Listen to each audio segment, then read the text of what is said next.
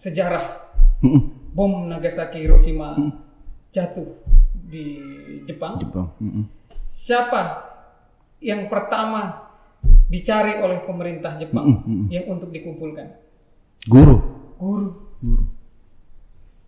Jadi tanpa guru tidak akan ada bangsa ini. Betul. Nah.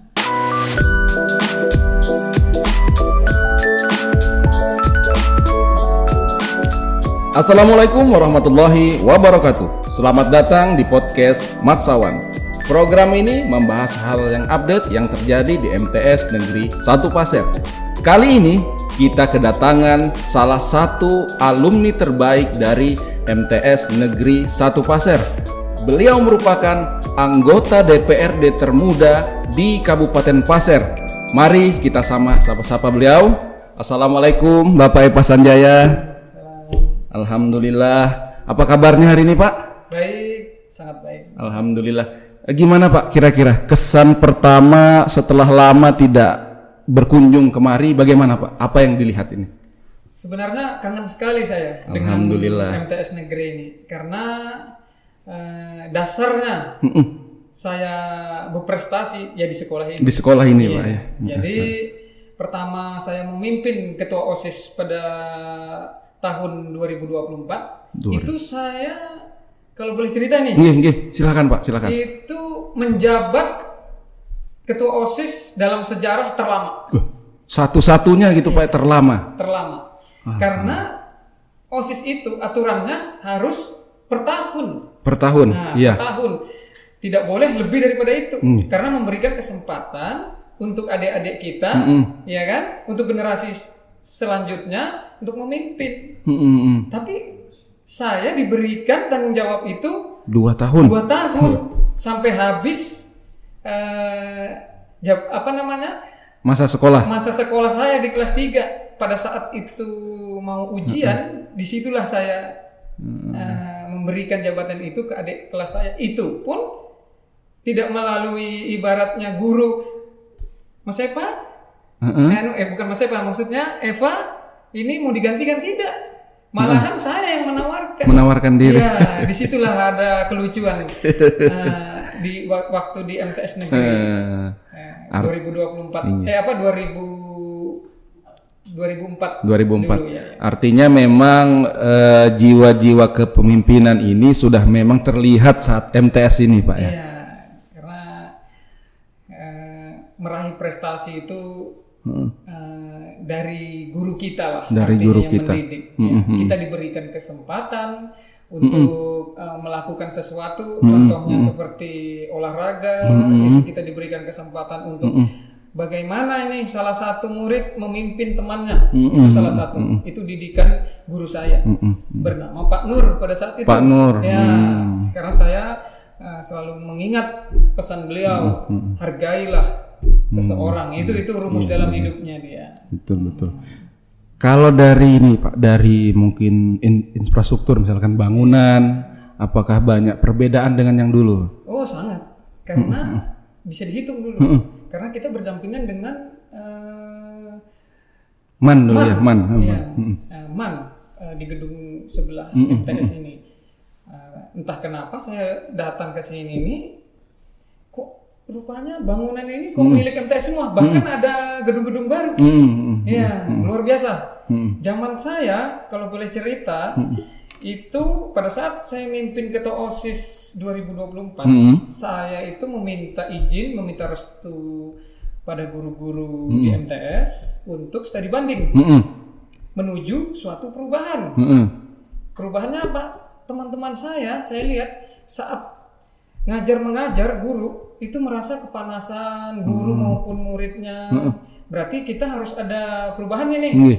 Bicara masalah kipas mungkin kalau cara mendidiknya dengan teknologi, ya kan? Karena kita harus mengikuti zaman ini. Dengan adanya proyektor mungkin bisa membantu. Pada zaman saya itu TV mungkin. Nah, itu kita studi banding ke Samarinda, ke sekolah unggulan, MTS unggulan di Samarinda sana. Nah, dengan adanya kunjungan kita ke sana dengan guru-guru, kita melihat ini loh, perkembangan di kota itu seperti ini, kita bawalah ke tempat kita. Nah, sampai detik ini, alhamdulillah perkembangannya lebih daripada yang di zaman saya dulu di 2020 di zaman 2004 dulu. Bahkan sekarang ada kelas yang pakai AC sekarang. Nah, itu luar biasa, saya kaget juga kok dingin banget ini tadi. Masuk ruang kelasnya. Alhamdulillah. Alhamdulillah. Kemudian ini Pak kalau Bapak kan di DPRD Kabupaten Pasir ini Pak ya. Nah, Bapak juga anggota Dewan Termuda ini Pak. Kemudian kalau kegiatan sehari-hari Pak, ini gambaran mungkin untuk anak-anak, kegiatan sehari-hari anggota DPRD itu apa Pak kalau di Kabupaten Pasir itu? Ya, kita harus tahu dasarnya dulu. Dasarnya. Fungsi DPR itu ada 3. Pertama, dia fungsi membuat aturan daerah. Legislasi. Ya. Jadi kedua, pengawasan. Pengawasan, controlling. Ketiga, penganggaran. Budgeting. Iya. Jadi untuk kita di DPR khususnya kita di bidang pendidikan khususnya di bidang pendidikan itu mengupayakan gimana pertama kesejahteraan guru kita penuhi. Salah satunya mungkin insentif guru Pak ya. Seperti mungkin fasilitasnya kita penuhi, satu guru satu laptop. Nah, ini sedang kita jalankan program ini melalui program Bupati. Selalu kita awasi karena ini bertahap, sifatnya bertahap. Karena ada yang dapat, ada yang tidak. Nah, itu bertahap. Tapi guru MTS? Insya Allah kita upayakan dapat semua. Alhamdulillah. Bertahap Pak. Itu salah satunya. Terus maksud dan tujuan saya datang ke MTS ini juga saya bukan hanya meninjau, tapi memberikan aspirasi saya untuk apa yang bisa diberikan ini, apa yang bisa saya tolong ini untuk MTS ini. Jadi aspirasi dari guru-guru, siswanya itu akan saya bawa ke saya. Artinya ini tidak disekat dengan dapil Pak ya, tapi aspirasi ini bisa dari mana saja. Pendidikan adalah nomor 1 yang kita harus utamakan. Betul. Ingat pada saat sejarah bom Nagasaki Hiroshima jatuh di Jepang. Siapa yang pertama dicari oleh pemerintah Jepang yang untuk dikumpulkan? Guru. Jadi tanpa guru tidak akan ada bangsa ini. Betul. Nah, jadi sewajarnya kami juga di legislatif untuk mengupayakan gimana kesejahteraan guru bisa kita penuhi. Insya Allah. Kemudian ini Pak, terkait dengan kegiatan-kegiatan di DPRD, kemudian ada beberapa yang kami lihat ini Pak, ada raperda terkait pendidikan itu Pak. Lebih spesifik lagi, lebih kepada pendidikan baca tulis Al-Quran. Nah, itu bisa diceritakan Pak? Jadi bagaimana? Kebetulan saya wakil ketua raperda baca tulis Al-Quran. Ya, jadi sudah kita sahkan pas ulang tahun Kabupaten Pasir kemarin. Nah, itu sepertinya tidak ada kendala sih. Tidak ada kendala Pak ya. Lagi berproses, ya kan. Untuk baca tulis Al-Quran ini berlaku untuk semua sekolah. Semua jenjang pendidikan. Ya, jadi seperti ini contohnya, aturan itu berlaku. Contohnya, jika ada anak sekolah dasar SD mau masuk ke jenjang selanjutnya SMP, MTS sederajat, ya kan? Nah, itu harus memenuhi persyaratan itu. Tesnya harus dengan baca tulis Al-Quran itu. Harus bisa baca tulis Quran. Iya. Nah, jadi tujuannya apa? Untuk memperbaiki generasi kita di mendatang. Betul Pak. Ya. Sekaligus juga menghilangkan buta baca tulis Quran gitu Pak. Karena kita tujuannya mendidik. Karena zaman sekarang ini teknologi sudah canggih. apa-apa bisa kita lihat di handphone kita. Jadi hal-hal negatif itu setidaknya sedikitlah kita buang, kita gantikan dengan hal positif seperti ini. Dan ini akan berlaku di tempat umum juga. Nah, kita lagi berupaya gimana caranya di luar dari jam sekolah itu kita punya program ya baca tulis Al-Quran ini seperti mungkin pesantren kilat, TKTPA, masyarakat ya di kampung-kampung ya di desa-desa. Nah jadi itu pun kesejahteraan para guru ngajinya, tokoh agamanya, insya Allah akan kita akomodir. Makanya kita buat Raperda baca tulis Al-Quran. Ini sebagai informasi juga Pak ya, bahwa kalau seleksi penerimaan siswa baru juga di MTS ini, kita juga melakukan seleksi dengan tes baca tulis Quran. Artinya memang sudah berjalan di sini, sudah berjalan. Tapi kemudian kalau diperkuat lagi dengan Perda ini, tentunya ada payung hukum yang lebih kuat sehingga nanti bisa benar-benar diterapkan dan menghilangkan seperti apa yang Bapak bilang tadi, menghilangkan buta baca tulis Al-Quran di Kabupaten Pasir khususnya. Nah, kemudian satu lagi pertanyaan kami ini Pak, sebagai alumni dari MTS Negeri 1 Pasir, kemudian juga kami melihat bahwa Bapak ini bisa menjadi magnet bagi alumni-alumni yang lain, sehingga kemudian mungkin bisa hadir, mungkin ada kontribusi juga yang bisa diberikan. Nah, kira-kira menurut Bapak, bagaimana sih sebenarnya peran alumni MTS Negeri 1 Pasir ini Pak? Salah satunya itu yang seperti saya lakukan.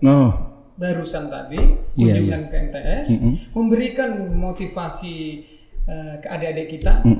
Boleh saya berpesan? Wah, silakan. Buat teman-teman alumni MTS Negeri Tanah Grogol, sempatkanlah waktu untuk berkunjung ke MTS Negeri, sekolah kita terdahulu yang tercinta. Tanpa di sekolah ini kita tidak akan menjadi sukses. Bagi teman-teman yang menjadi pengusaha, pedagang, politikus dan yang lain-lain, bahasanya yang sukses, tolong berikan sedikit ilmu, motivasi untuk adik-adik kalian yang ada di MTS Negeri, karena merekalah selanjutnya yang menggantikan kita untuk memimpin negara ini jadi lebih baik. Amin. Ya, mungkin itu yang bisa saya sampaikan. Kalau begitu satu lagi saya minta pesan ini, nah khususnya mungkin kepada guru dan juga pada murid-murid ini Pak. Apa kira-kira pesan bagi mereka nih Pak? Jadi begini, untuk Bapak Ibu guru yang tercinta, yang tersayang, jasa kalian tidak bisa dibayar dengan apapun, karena tanpa didikan Bapak Ibu guru yang ada di sekolah-sekolah kita, itu memberikan pendidikan atau ilmu yang sangat tidak ternilai harganya. Untuk mengajarnya Bapak Ibu guru, jangan terlalu memaksakan kehendak pribadi kita, karena kita harus memberikan imajinasi terhadap anak-anak ini. Karena kalau pendidikan terlalu monoton, terlalu formal, terlalu susah diterima sama adik-adik kita, maksudnya pelajar yang ada di sekolah ini, itu diberi kemudahan, diberi edukasi yang sesingkat-singkatnya. Jangan terlalu berbelit-belit. Kalau boleh saya bicara, kalau boleh saya mengulang pembicaraan saya waktu kunjungan tadi pagi, saya berpesan untuk guru-guru, berilah pendidikan di luar jam sekolah atau di luar kelas. Karena pendidikan di luar sekolah atau di luar kelas, artinya outdoor education, itu sangat bermanfaat. Di zaman saya itu sangat minim. Di 2004 dulu itu sangat tidak diberlakukan karena kurangnya pemahaman. Padahal outdoor education itu sangat jitu menurut saya. Karena kita bisa merasakan suasana alam. Nah, tidak kaku kita di dalam kelas. Jadi itu pesan saya terhadap guru-guru, minta tolong agar kegiatan di luar sekolah lebih ditingkatkan kembali. Dan untuk adik-adik saya semangat belajar, jangan patah semangat karena melihat temannya salah satu berprestasi, tunjukkan kita bisa berprestasi di bidang yang lain. Ya, mungkin itu aja pesan dari saya. Terima kasih banyak Pak Epa Sanjaya atas pesan-pesan yang diberikan. Tentu saja pesan-pesan ini nantinya selain dapat didengar oleh anak-anak, semoga juga anak-anak dapat menerapkan apa yang disampaikan oleh Bapak Epa Sanjaya.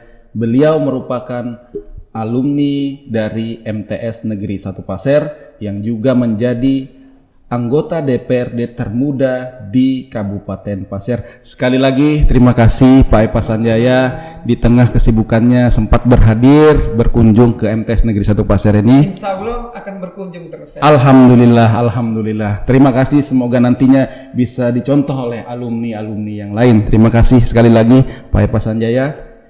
Demikian pemirsa Matsawan, podcast kita dengan Bapak Epa Sanjaya, salah satu alumni dari MTS Negeri 1 Pasir. Tentu banyak hal yang dapat kita petik, banyak motivasi yang disampaikan. Semoga anak-anak sekalian, para pendengar dari Matsawan Broadcasting dapat menerima dan menjalankan apa yang disampaikan, tentunya juga menjadi hikmah yang kita petik bersama-sama. Demikian podcast ini. Wallahu muwaffiq ila aqwamit thoriq. Assalamualaikum warahmatullahi wabarakatuh.